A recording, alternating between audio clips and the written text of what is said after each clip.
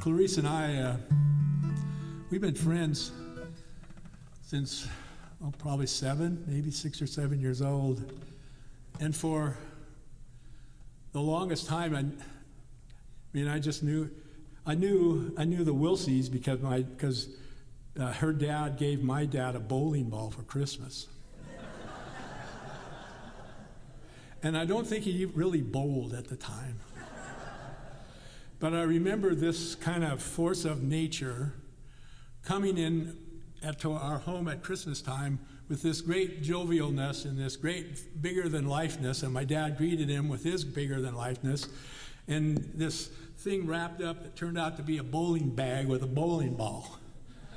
And so for all those years in our relationship, she was the person whose dad gave my dad a bowling ball. And like I say, here's where those happy tears come, because she, in the stories that she's telling about all the different things that were there in her family in the most loving way that anyone possibly could.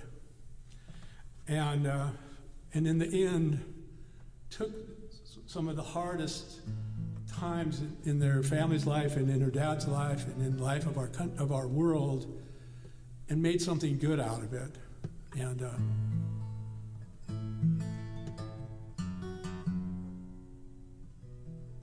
things changed for our family when Dad came back from the war. It was us who knew he was, not who he was before. And my parents put what life had been in a trunk they locked away, and never said another word about those long lost days. And the trunk up in the attic stayed unopened all those years. Mementos, journals, letters, and our unspoken fears. And the hardest thing, imagining what else that trunk might hold. If it were ever opened, fears were faced and stories told. When we were going to sell the house after my parents died, we took that trunk, we looked in, we wanted to look inside. And in the light of day felt harmless, all those things held there within, without the silence or the secrets. Healing could begin. When the trunk up in the attic was opened after all the years, and the mementos, journals, letters were nothing more to fear, and there was no more imagining what else that trunk might hold. Once it had been opened, fears were faced and stories told. You see, lots of us, we have a hidden box somewhere, and it's filled with fear and memories that we find so hard to share. If perhaps that box is open, there's a chance that we might find those things that had defined us had become ours to define. When the trunk up in the attic is opened after all the years, the mementos, journals, letters, or everything that it contains, nothing more to fear. So we can start to see the good things and what else the trunk might hold. Once it has been opened, fears are faced and stories told.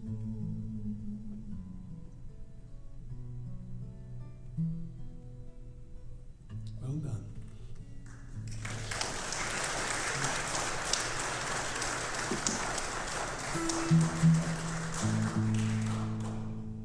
So her book's available too.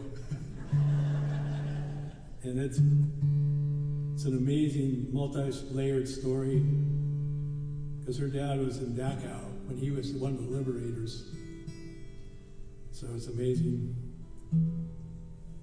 And it's amazing the talents that our class has. Again, this singing, telling stories through the songs that we have. And Bill Yackett is a poet. And he writes about the natural world. And from my experience, he's got, I think, 2 or 3 poetry books, and I'd recommend any of them. And well, this song kind of tells the story of what I think of his poems. Your words reveal worlds hiding in plain sight, filled with wonder, beauty, and delight.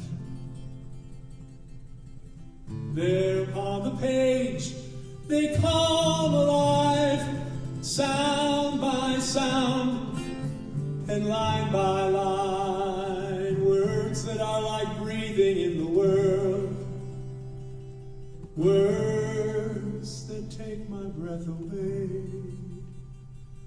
words that offer breathing space, a place I may exhale. Inspired, I nod, get up, put down your book. I go outside this time and I really look. And what I see is to see this way it took. Someone looking up and writing down words that are like breathing in the world, words that take my breath away, words that offer breathing space, a place I may exhale.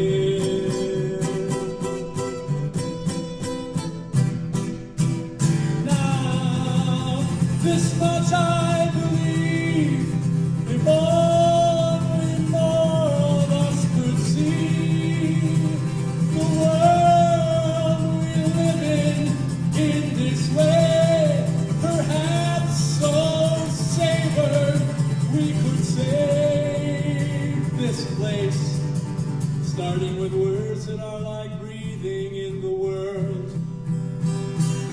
words that take my breath away, words that offer breathing space, a place I may exhale.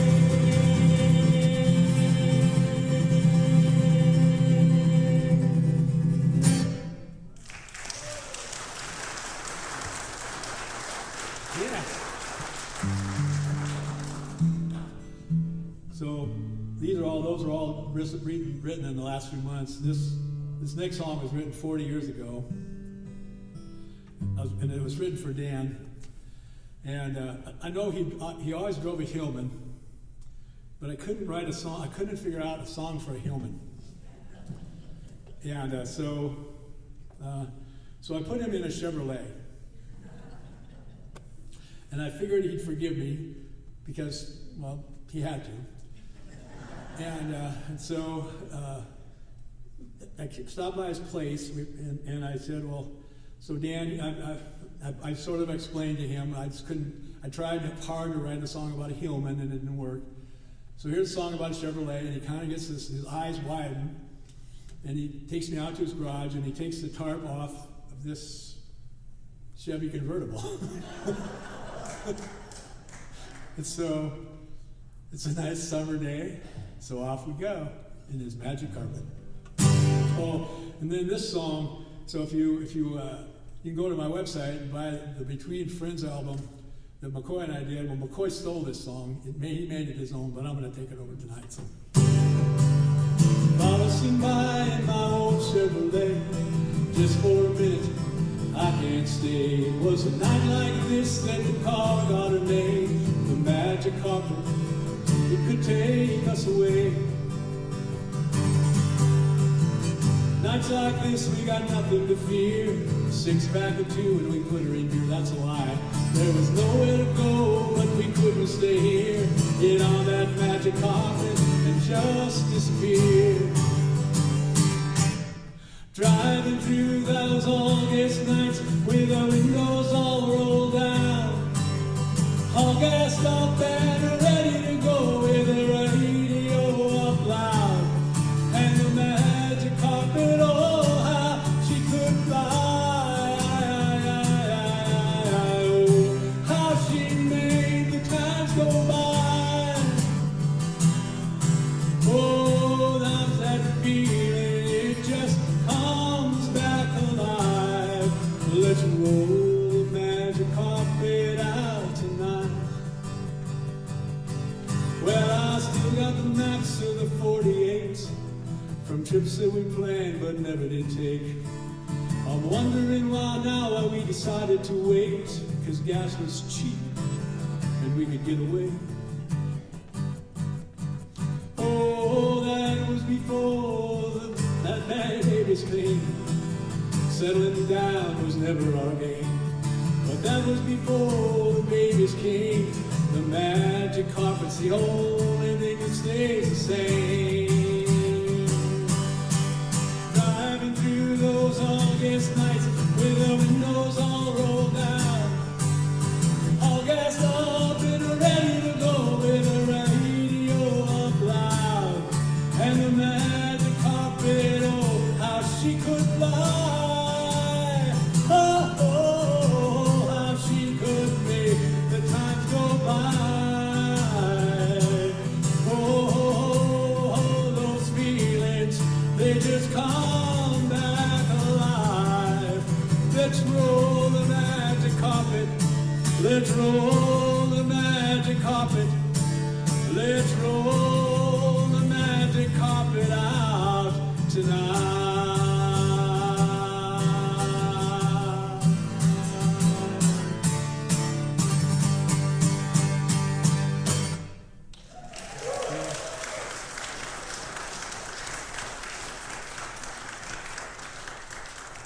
Please welcome my friend Dan Eaton.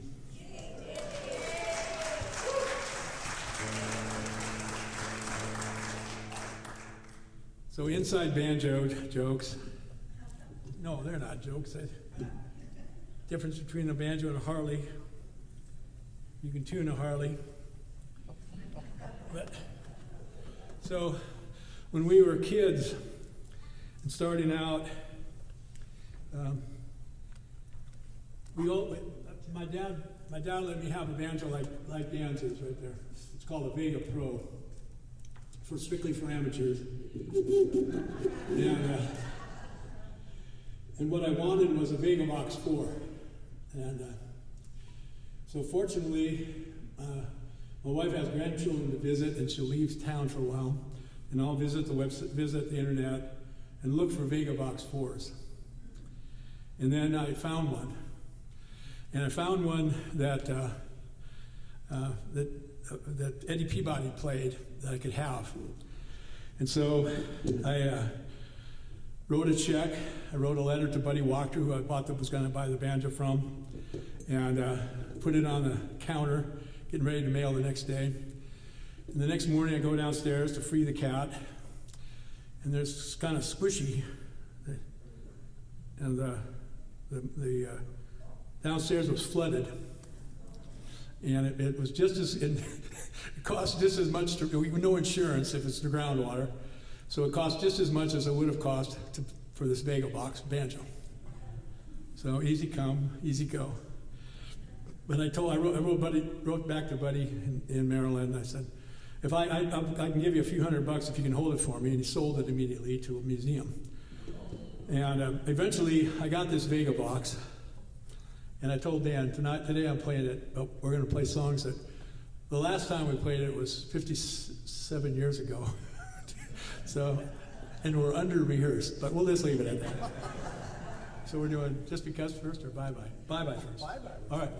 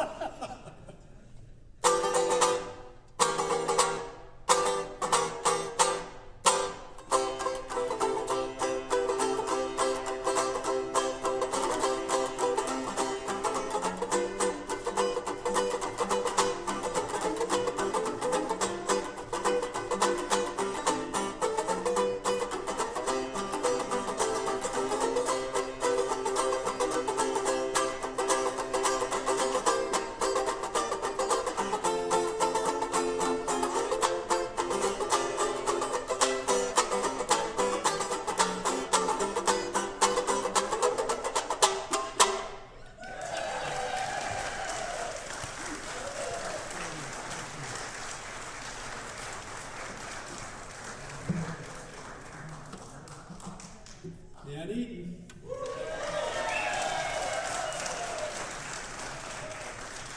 One Muldoon, as he was known back in the 8th grade,